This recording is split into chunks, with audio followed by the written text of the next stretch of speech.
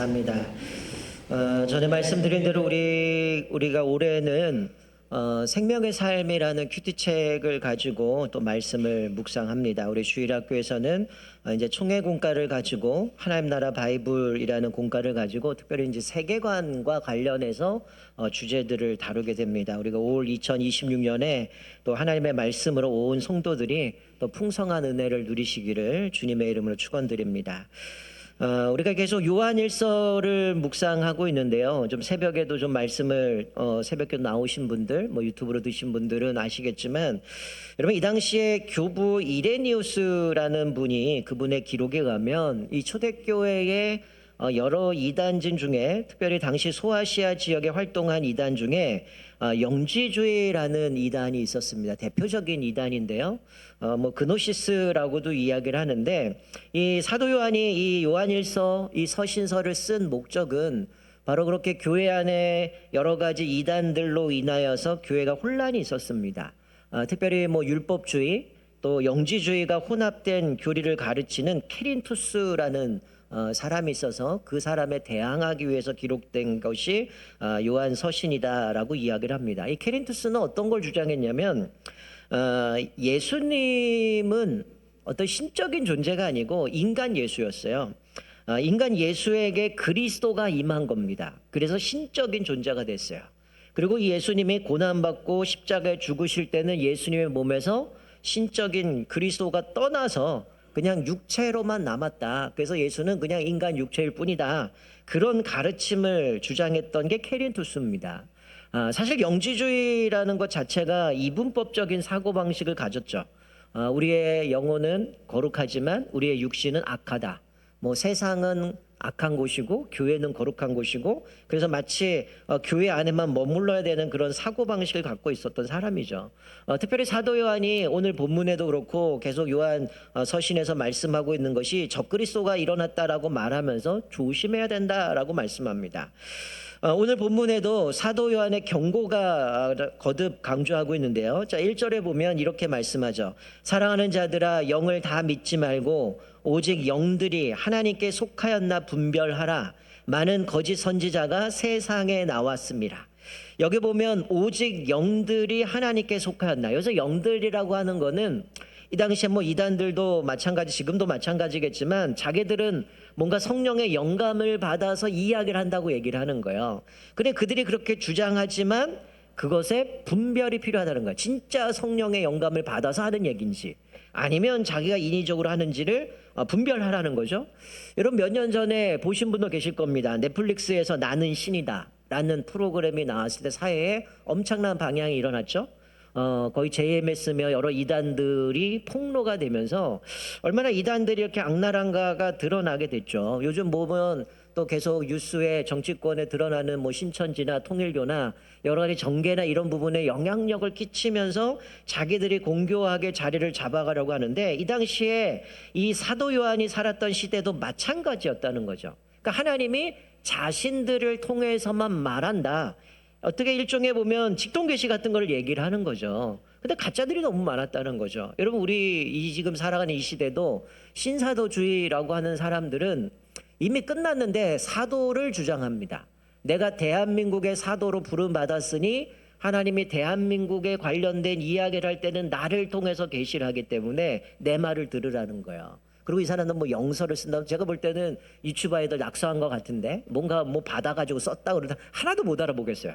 근데 그런 거 갖고 자기는 특별하게 그런 거 받았다는 거죠. 또 어떤 권위를 갖고 있는 어떤 리더들은 뭐 마치 자기가 어떤 신적인 권위를 가져가지고 내 말에 순종하지 않으면 너 하나님을 순종하지 않는 거야. 그러면서 자기 말 안 들으면 저주받고 이런 식으로 흘러갈 때가 많거든요. 가스라이팅을 하거든요. 여러분 분명한 것은 성경 66권 외에는 더 이상 계시가 필요 없습니다. 계시는 완성됐어요. 성경 66권으로 충분합니다. 통일교 세계는 통일강령이나 아니면은 몰몬교에서 몰몬경이나 다 뭐 누가 자기에게 하나님 말씀하셔서 기록하고 썼다고 얘기하지만 성경 66권 외에는 우리에겐 더 이상 필요가 없다는 거죠. 이런 건 참고로 가톨릭에서는 우리 66권 말고 외경이라는 게 더 붙어 있어요. 우리는 그것을 소위 정경이라고 성경으로 받아들이지 않습니다. 여러분, 정경으로 받아들일 땐 세 가지 기준이 있어요. 첫 번째는 사도들이 직접 예수님께 들었거나 아니면 사도와 가까운 친근에 있는 사람이 사도를 통해서 그것을 받았느냐예요. 두 번째는 그것이 성경의 진리와 맞는가라는 거고요. 또 하나는 교회에서 그것을 인정해 줬느냐, 이걸 갖고 얘기하거든요. 아마 옛날 얘기지만 옛날에 영화 중에 다빈치 코드 이런 게 있었어요. 거기 보면 도마복음 나오고 이런 것들은 외경도 아니고 그건 위경이라고 얘기합니다. 완전 뭐 소설과 같은 거죠. 여러분, 우리는 66권 외에는 성경으로 받아들이지 않는다는 거죠. 물론 저는 목회자다 보니까 외경도 뭐 연구할 때는 그걸 참고로 하긴 하지만 그렇다고 그거를 성경의 권위를 두고 있는 정경으로 받아들이지 않는다는 거죠. 이런 자들은 다 뭐예요? 현혹됐거나 아니면 의도적으로 사람들을 속이는 것일 수 있다는 거야. 그래서 사도 요한은 이거 고지고대로 받아들이지 말고 검증하라는 거예요. 분별하라라고 얘기를 합니다. 자, 오늘 어떻게 검증해야 되는가 두 가지를 이야기하는. 첫 번째는 2절 보니까 이렇게 말씀합니다. 이로써 너희가 하나님의 영을 알지니 곧 예수 그리스도께서 육체로 오신 것을 시인하는 영마다 하나님께 속한 것이요 라고 말씀합니다. 이로써 하나님의 영을 알지니, 지금 계속 사도 요한은 이 거짓 교사들, 거짓 선생들의 교리들과 지금 우리가 믿는 교리가 뭔가를 비교해서 말씀하고 있는데, 자, 첫 번째로 우리가 어떻게 할 수 있느냐, 하나님의 영을 이로써 한다. 그게 뭡니까? 예수님을 메시아로, 구원자로, 하나님의 아들이신 성육신하신 그분으로 인정하느냐, 이게 분별 기준이라는 거야. 여러분, 쉽게 이야기하면 이들이 주장하는 어떤 의심스러운 가르침, 그 배후에 있는 그 교사들을 주장하는 게 성령이 계신지 아닌지를 분별해야 되는데, 그 첫 번째가 뭐냐? 예수님을 인정하냐는 거죠. 우리의 구원자로, 메시아로 인정하느냐. 그분이 우리를 구원하시기 위해서 이 땅에 오신 성육신하신 하나님의 아들이심을 고백하냐는 거죠. 그래서 3절에 예수를 시인하지 아니하는 영마다 하나님께 속한 것이 아니니 이것이 곧 적그리스도의 영이라 오리라 한 말을 너희가 들었거니와 지금 벌써 세상에 있느니라. 여러분, 우리나라에 벌써 수십 년 전에 예수가 100명이라고 그랬어요. 근데 지금 한 200명 될 겁니다. 다 자기가 메시아라고 얘기를 해요. 자, 여러분, 여기서 예수를 시인한다라는 게 뭘까요? 나 예수 알아, 나 교회 다녀, 이 차원이 아니겠죠. 이거는 분명한 믿음의 고백을 얘기하는 겁니다. 베드로가 고백했던 것처럼 주는 그리스도시요 살아계신 하나님의 아들입니다. 이 믿음의 고백에 예수님이 내가 이 반석의 교회를 세우겠다. 천주교는 이 반석 페트라, 이게 베드로잖아요. 그러니까 베드로 무덤 위에다가 교회를 세우겠다고 얘기하고 초대 교황을 베드로 이렇게 삼지만 그 의미가 아니라 이 신앙 고백, 주는 그리스도시요 살아계신 하나님의 아들입니다. 분명한 믿음의 고백 위에 교회를 세우겠다고 약속하셨다는 거죠. 저와 여러분은 이 예수 그리스도를 우리의 주인으로, 메시아로, 구원자로 받아들이시고 분명한 믿음의 고백을 드리시기를 주님의 이름으로 축원드립니다. 여러분, 예수님을 메시아 되심, 성육신을 인정하지 않는 그 교리, 선생은 다 가짜고 적그리스도라고 얘기를 합니다. 여러분, 참고로 이단들의 공통적인 핵심이 뭡니까? 자기가 메시아래요. 교주들 잘 알잖아요. 신천지는 자기가 보혜사인데 이 보혜사는 우리의 개념의 보혜사는 아니에요. 좀 다른 측면의 보혜사인데 자기가 보혜사라고 얘기하죠. 하나님의 교회는 엄마 하나님, 어머니 하나님이 등장하죠. 또 여러분 잘 알다시피 통일교는 누구예요? 참 아버지, 참 어머니죠. 이 사람들 기도할 때 어떻게 해야 되나요? 예수님의 이름으로 기도합니다. 안 하죠. 참 아버지의 이름으로 기도합니다. 이렇게 기도하거든요. 이게 누구예요? 문선명이에요. 근데 죽었어. 그죠? 또 뭡니까? 여러분 잘 모르실 텐데 전능하신 하나님교라는 게 있어요. 이게 수입해온 이단입니다. 중국에서 넘어온 소위 동방번개라는 거야. 거기는 메시아가 임했는데 누구냐? 여자 예수로 재림했어요. 여러분, 이 온갖 이단들은 다 누구예요? 자기가 메시아라는 거예요. 오늘 성경에도 이미 얘기합니다. 예수를 메시아로 성육신하신 하나님의 아들로 인정하지 않는 것은 다 적그리스도다라고 얘기를 해요. 요한일서 2장에도 이미 이것을 강조했는데 이렇게 말해요. 거짓말하는 자가 누구냐? 예수께서 그리스도임을 부인하는 자가 아니냐? 아버지와 아들을 부인하는 그가 적그리스도니라고 요한일서 2장 22절에 분명하게 말씀합니다. 여러분, 이들이 받아들일 때는 어떤 마음이 들었을까요? 이 교회 안에 그리스도를 반대하는 악한 영이 활동한다라는 게 얼마나 충격적이었겠습니까? 그래서 요한은 분별하라 말하면서 4절부터 보면 이들을 위로합니다. 여러분 우리도 예전에 뭐 신천지로는 어려움을 겪어봐서 알겠지만 여러분 이게 이단 때문에 어려움을 겪게 되면 사람들 가운데 갈라짐이 있고 마음의 상처들이 있어요. 그래서 4절에 보니까 자녀들아 너희는 하나님께 속하였고 또 그들을 이기었나니 이는 너희 안에 계시니가 세상에 있는 자보다 크심이라. 어떻게 위로합니까? 너희는 세상에 속하지 않았다는 거야. 이 세상은 이단들에 속한 영역들, 사단의 권살에 있는 것을 얘기하죠. 그런 너희는 세상에 속하지 않고 하나님께 속했다는 거야. 거짓 선생들이 어떤 말을 하든 진리를 굳게 붙들고 있는 너희들은 하나님께 뿌리를 두고 하나님께 속했다는 겁니다. 두 번째는 이 신실한 신자들은 거짓 선생들과 그들을 따르는 이들을 이겼다는 거예요. 이런 무슨 얘기냐면 어쩌면 이 편지를 받는 독자들에게는 그 교회가 사람들이 몇 명이 떠나갔고 얼마가 남았는지 모르겠지만 이들의 입장에서는 수많은 사람들이 나갔으니 야 이거 우리가 패배했구나, 우리가 진 것처럼 느껴질 수 있어요. 그러나 요한은 뭐라고 얘기합니까? 그들이 아니라 실제로 신실하게 믿음을 지킨 너희들이 이겼다라고 얘기를 해요. 왜 이겼는가? 그 승리의 비결을 이렇게 말씀하죠. 하나님이 세상에 계신다는 거예요. 그리고 그 하나님이 그 이단들 또 악한 세력들 그들보다 더 크시고 능력이 많으신 분이기 때문에 그분의 능력으로 너희가 이겼다라고 말씀합니다. 여러분 왜 이렇게 이야기할까요? 이들이 영적인 이런 심각한 영적 이 위험에 신실한 믿음을 가지고 현실을 인식해야 되지만 그것 때문에 두려워하지 말라는 거예요. 여러분 많은 이단들이 우리를 미혹할 때 두려움을 갖고 하잖아요. 여러분 요한계시록이 두려운 책입니까? 두렵지 않는 책입니까? 많은 사람들이 다 두려워요. 왜 두려워합니까? 일곱이 일곱 나팔 일곱 대접 자꾸 저주 나오고 막 심판하고 막 죽는 얘기만 나오는데 사실 그 내용은 누구에게 해당되는 거예요? 우리한테 해당 안 돼요. 예수 믿지 않는 불신자들이 받을 벌을 얘기합니다. 우리는 하나님이 택하셨기 때문에 손끝도 못 건드려요. 우리가 믿음으로 신실하게 살아가던 자들 받을 게 아니라 악한 사람들이 받는 건데 이단들은 그걸 가지고 마치 우리가 받을 것처럼 그렇게 가는 거죠. 믿음이 없다면 그렇게 받겠죠. 근데 그렇게 유혹한단 말이야. 특별히 이단으로 인하여 교회가 위험할 때 너희가 심각한 현실을 받아들여야 되지만 두려워하지 말아라. 이미 너희는 하나님께 속했고 예수 그리스도로 인하여서 너희는 이미 이겼기 때문에 두려워하지 말라라고 얘기를 하는 겁니다. 그리고 5절에 반대로 이 거짓 선생들은 세상에 속했다라고 얘기하죠. 그들은 세상에 속한 거로 세상에 속한 말을 하며 세상이 그들의 말을 듣느니라. 여러분 왜 이단들의 말을 들을까요? 이들은 세상의 말을 한다는 거예요. 세상에 속했기 때문에. 그들이 원하는 욕구에 교묘하게 그것들을 좀 가공한 메시지를 던져주니 추종자들이 늘어나는 거예요. 여러분 여기서 사도 요한은 그런 얘기를 합니다. 그들이 그렇게 추종할지라도 생명력은 없다는 거예요. 그러니 그들이 많이 모인다고 그것이 진리냐 아니라는 거 분별하라는 거예요. 여러분 많은 이단들이 항상 얘기하는 게 뭐예요? 내가 가짜면 우리가 가짜면 이렇게 사람들이 모이겠느냐? 왜 많은 목사들이 개종해서 우리한테 오겠느냐? 봐라 우리가 진리가 아니냐 얘기하지만 다 자기가 듣고 싶은 것만 듣고 교묘하게 욕구에 맞게 가공시킨 메시지에 현혹돼서 간다는 거예요. 그러나 생명력이 없다는 거예요. 자, 그러나 하나님께 속한 자가 누구냐? 예수님을 성육신하신 하나님의 아들 구원자임을 고백하는 거라는 거죠.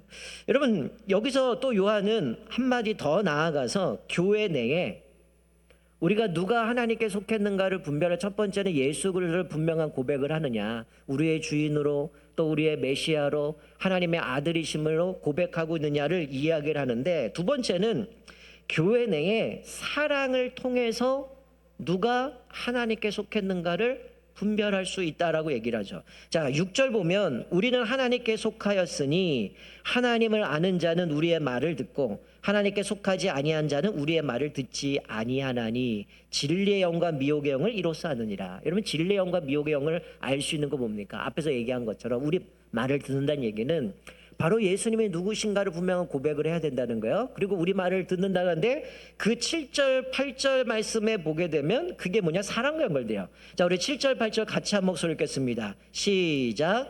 사랑하는 자들아 우리가 서로 사랑하자. 사랑은 하나님께 속한 것이니 사랑하는 자마다 하나님으로부터 나서 하나님을 알고 사랑하지 아니하는 자는 하나님을 알지 못하나니 이는 하나님은 사랑이심이라. 자, 여기서 뭘 얘기해요? 진리의 영은 항상 사랑과 연결되어 있다라고 이것을 기억하라는 거예요.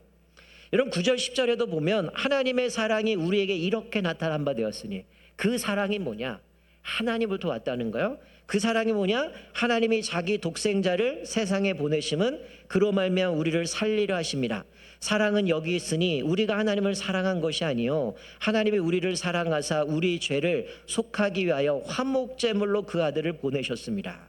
자, 이 요한은 우리에게 사랑을 하고 있느냐 아니냐를 통해서 우리가 하나님께 속했냐로 분별할 수 있다고 얘기하는데, 그 사랑이 뭐냐? 십자가를 이야기하면서 그 사랑을 이야기합니다. 그 사랑은 하나님이 자기 독생자를 보내주셔서 우리 죄를 속하기 위해서 화목제물로 아들을 보내신 것, 그것이 사랑이라는 거죠. 여러분 화목제물이 뭡니까? 예수님이 우리의 죄로 인하여 하나님의 거룩한 진노를 받으셨어요. 그리고 희생제물로 십자가에 이루신 사역을 얘기하는데, 한마디로 예수님은 우리를 살리기 위해서 죽으러 오셨다는 거예요. 이 모범적인 사랑을 본받으라는 거예요. 왜? 우리가 좀 전에 읽은 말씀처럼 사랑은 하나님께 비롯된 것이기 때문에 우리 안에 하나님께 속했다면 그 표지로, 증거로 사랑이 드러나야 된다라는 거예요. 그 사랑은 하나님께로 났기 때문에 하나님을 안다라는 증거가 바로 우리 안에 사랑이 드러나야 된다는 거예요. 여러분 여기서 이야기하는 사랑은 그냥 단순히 애정, 친절한 호의가 아닙니다. 우리가 하나님이 사랑이기 때문에 우리의 모습에 사랑이 닮아야 되는데, 여기서 이야기하는 건 뭐예요? 희생적인 사랑이죠. 여러분 예수님이 우리를 사랑하신 것, 여기 얘기해요. 사랑은 우리가 사랑한 게 아니라 하나님이 우리를 사랑하셨다라고 얘기를 하죠. 여러분 제가 특별 새벽기도도 말씀드렸지만, 우리가 하나님을 사랑하는 것, 더 나아가 사람을 사랑해야 되는 근거는 예수님의 사랑을 근거로 해서 사랑해야 되는 거죠. 예수님의 사랑은 뭡니까? 특별히 다른 그리스도를 향해서 우리가 사랑해야 되는 근거가 뭐예요? 예수님이 나에게 보여주신 희생적인 깊은 사랑을 근거로 해서 사랑하라라고 이야기를 합니다. 그런데 우리의 모습은 어떻습니까? 기브앤테이크죠. 여러분 기브앤테이크는 세상 방식 아닙니까?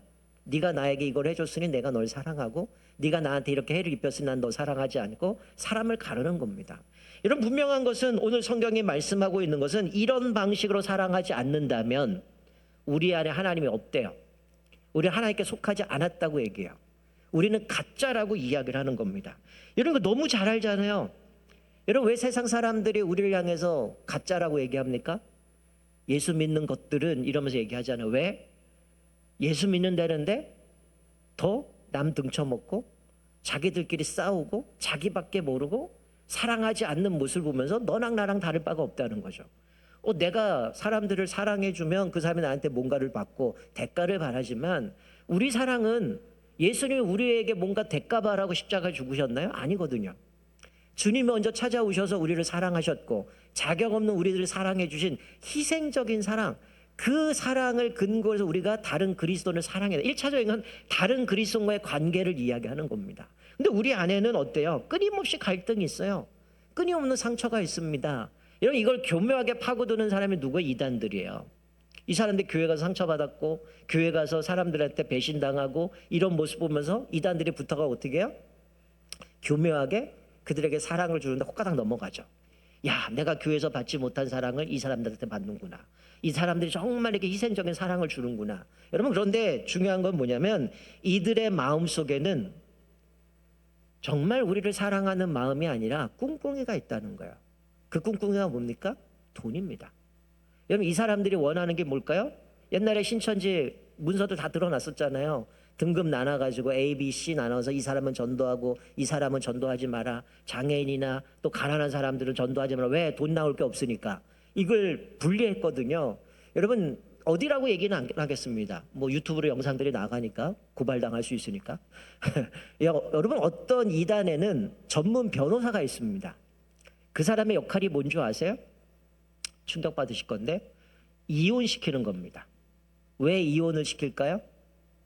이혼시켜서 위자료 나오면 교회도 헌금하게 만드는 거예요. 이게 전문 자기 법률단입니다. 걔네들 우리 사랑하지 않아요. 우리에게 뭔가를 주려고 하지 않는다는 거예요. 자기의 이익을 위해서 우리를 이용하는 겁니다. 여러분 오늘 예수님이 말씀하시는, 이 요한을 통해서 말씀하시는 건 뭡니까? 그 사랑은 뭐라는 거예요? 예수님의 희생적인 사랑인 거예요. 뭔가 대가를 바라고 사랑하는 게 아니고 주님이 나를 사랑하셨듯이 내가 뭔가 주님 앞에 뭔가를 보답한 게 아닌데 나를 사랑하시고 나를 위해서 희생하시고 죽으신 화목제물이 되신 그 예수님의 사랑을 근거로 해서 성도를 사랑하라는 거예요. 여러분 이거 심각하게 받아들이셔야 돼요. 여러분 한국교회가 죄송하지만 우리 교회도 마찬가지고 한국교회가 바닥친 이유가 뭡니까? 이거 극복 못해서요. 여러분 우리 교회가 50주년이지만 이거 극복 못하면 우리 한 단계 도약 못합니다. 왜 교회 안에 수많은 사람들이 상처받습니까? 왜 관계가 깨어져 있습니까? 왜 자기 사람만 사랑합니까? 그게 예수님을 머리로 한 몸된 공동체입니까? 세상과 다를 바가 없거든요. 그래 사람들이 우리를 보고 토전받을 일도 없고 교회 가고 싶은 마음도 없고 교회 가서 은혜 받고 기뻐해야 되는데 교회 가기 싫은 거야. 아, 저 사람 보기 싫은데 또 만나야 되네. 또 부딪혀야 되네. 그러니 그냥 조용히 예배만 드리고 사라지는 모습들이 얼마나 많습니까? 여러분 오늘 무슨 말을 하는 겁니까? 하나님이 우리에게 본을 보여주셨듯이 그 사랑을 가지고 사랑하라는 거예요. 이 얘기는 무슨 얘기입니까? 우리가 사랑하지 못할 사람이 없는 거예요. 여러분 예수님이 사랑 가려서 우리를 구원하셨어요? 아니거든요. 예수님이 선택하신 백성들을 사랑하시고 위해서 죽으셨지만 우리가 뭔가 예수님께 뭔가를 해드린 게 없어요. 그래서 우리가 사랑한 것이 아니고 하나님이 우리를 사랑했다라고 말씀합니다. 그래서 11절에 사랑하는 자들아 하나님이 이같이 우리를 사랑하셨은즉 우리도 서로 사랑하는 것이 마땅하도다라고 얘기를 하죠. 하나님이 우리를 사랑하신 너희도 마땅히 사랑해야 된다는 거. 보여주신 사랑 그대로 사랑하라는 거예요. 자 12절 보세요. 어느 때는 하나님을 본 사람이 없으되 만일 우리가 서로 사랑하면 하나님이 우리 안에 거하시고 그의 사랑이 우리 안에 온전히 이루어지느니라. 야, 뭔가 약간 좀 생뚱맞은 것 같지만 무슨 얘기냐 이런 말씀입니다. 여러분 한 사람을 본 사람이 없어요. 왜? 하나님의 눈에 보이는 분이 아니기 때문이에요. 근데 여기 뭐라고 얘기합니까? 만일 우리가 서로 사랑하면 하나님이 우리 안에 거하신다. 이것을 통해서 우리 안에 사랑이 온전해진다는 거예요. 무슨 얘기냐면 쉽게 얘기하면 이겁니다. 하나님은 보이지 않지만 우리가 예수님이 보여준 희생적인 사랑을 가지고 사랑하면 하나님이 우리 안에 거하심을 우리 안에서 뭐가 드러나요? 하나님을 보일 수 있다는 거예요. 나의 모습을 통해서 하나님이 어떤 분이신가를 드러낼 수 있다는 거예요. 여러분의 삶에 내가 정말 하나님의 사람인 걸 드러내고 사십니까? 여러분 1차적인 지금 교회 안에서 얘기를 하고 있는 거예요. 공동체 안에서 그리스도의 사랑으로 사랑을 하고 있냐는 거예요. 내 사람, 네 사람, 네 편, 내 편이 아니라 기브 앤 테이크로 그걸 하는 게 아니죠. 여러분 교회에서 우리가 베풀어야 될 사랑은 뭡니까? 기부밖에 없어요. 테이크는 없습니다. 그냥 주는 거예요. 주님이 나를 사랑하셨듯이 내가 그 사람을 용서하고 그 사람이 나에게 화해를 했든 안 했든 상관없이 주님이 나를 사랑하고 받아주신 것처럼 그냥 받아주는 거예요. 제가 그 말도 얘기했지만 우리 완전한 사람 없어요. 나는 온전하 착각하지 마세요. 다 똑같은 죄인입니다. 내가 누구보다 우월한 것도 없어요. 그렇게 믿음으로 우리는 다 용서받은 사람이기 때문에 어떻게 해요?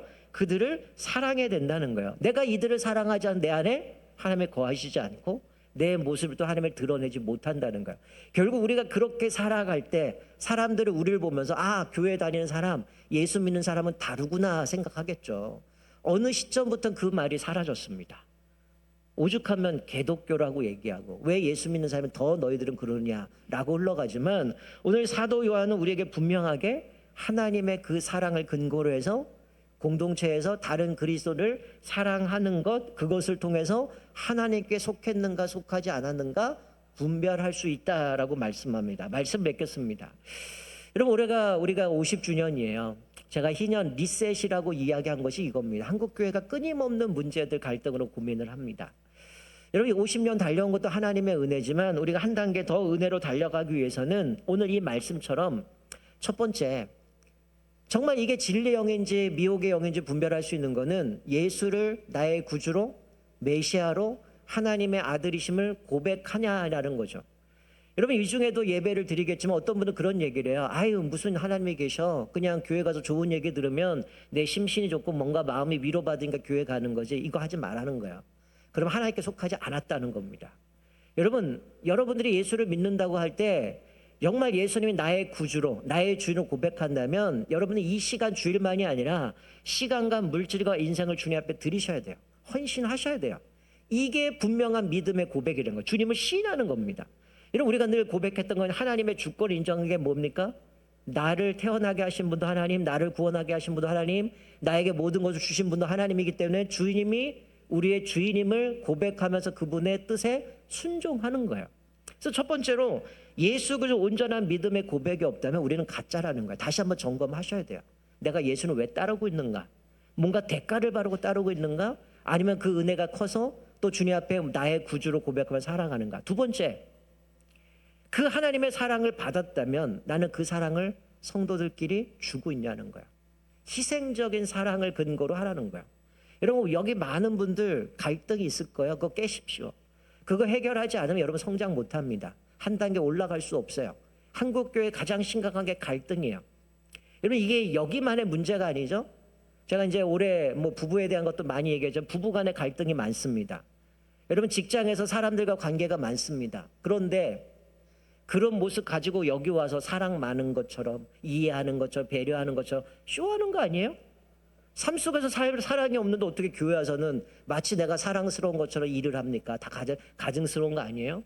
하나님이 그거 원하지 않는다는 거예요. 그거 보고 사람들이 우리를 보고 하나님이 우리 안에 거하시는구나, 우리의 모습을 또 하나님을 드러내라고 말하고 있습니다. 여러분, 올 한 해 우리가 리셋입니다. 다시 한번 우리 신앙 점검하십시오. 내가 정말 하나님을 인정하고 고백하고 주인으로 고백하면서 내 삶의 모든 것을 주님 앞에 인정하고 살아가는가? 두 번째, 주님 앞에 받은 그 사랑 흘려보내고 있냐는 거죠. 우리가 여기서 1차적인 거는 교회의 성도들을 이야기하지만 우리가 올해 주제로 잡은 거는 가정에서 부부간의 관계, 부모의 관계, 자녀의 관계입니다. 그리고 더 나아가 직장 동료들과의 관계, 이웃과의 관계입니다. 이거가 우리가 정말 예수님의 사랑으로 흘려보내지 않으면 우리는 오늘 말씀한 대로 하나님이 우리 안에 거하지 않는 거라는 거죠. 우리 모습과는 하나님을 드러내지 못한다는 거죠. 사도 바울이 얘기하잖아요. 너희는 그리스도의 향기라. 우리의 모습 속에서 주님을 드러내야 되는데 그것이 아니라 나 때문에 교회 안에 누군가 또 상처받고 나 때문에 믿지 않는 사람들이 교회에 대해서 등을 돌린다면 이건 우리가 심각한, 다시 한번 우리의 삶을 돌아봐야 되는 겁니다. 그럼에도 불구하고 여전히 예수가 소망이고 교회가 소망이라는 거예요. 우리의 잘못된 모습은 온전한 게 아니잖아요. 주님이 원하시는 모습은 주님이 보여주신 그 사랑으로 똑같이 우리도 사랑하고 섬겨야 되고 세상에 나가 빛과 소금의 역할들을 감당해야 된다고 말씀하고 있습니다. 우리가 오늘 말씀 기억하면서 내 삶의 올 한 해 정말 주님 앞에서 주님을 온전하게 믿음의 고백 가운데 주님을 인정하시고, 더 나아가 내가 깨어진 관계, 가족도 있을 수 있고요, 교회 성도들일 수도 있고요, 이웃들일 수도 있고요, 직장의 뭐 상사, 동료, 부하일 수도 있고요, 그 모든 관계들이 다시금 그리스도의 사랑으로 회복되어져서 정말 주님이 원하시는 하나님께 속한 믿음의 삶을 살아내므로 또 우리에게 주신 사명 잘 감당하며 주님 앞에 아름답게 드려지는 저와 여러분 되시기를 주님의 이름으로 축원드립니다. 아멘. 우리 같이